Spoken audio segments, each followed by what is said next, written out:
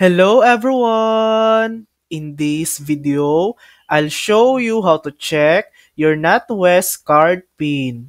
First, open the NatWest mobile app and log in to your account. Select the account linked to your card.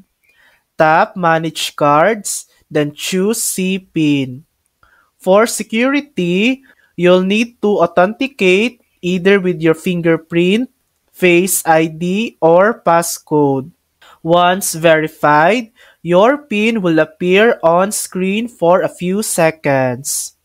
If you're using online banking, go to Cards in the main menu. Then select Get a PIN Reminder. A new PIN will be sent to you by mail. And that's it. That's how you can easily check or retrieve your NatWest PIN. Thanks for watching! If this video helped you, please like and subscribe for more helpful tutorials.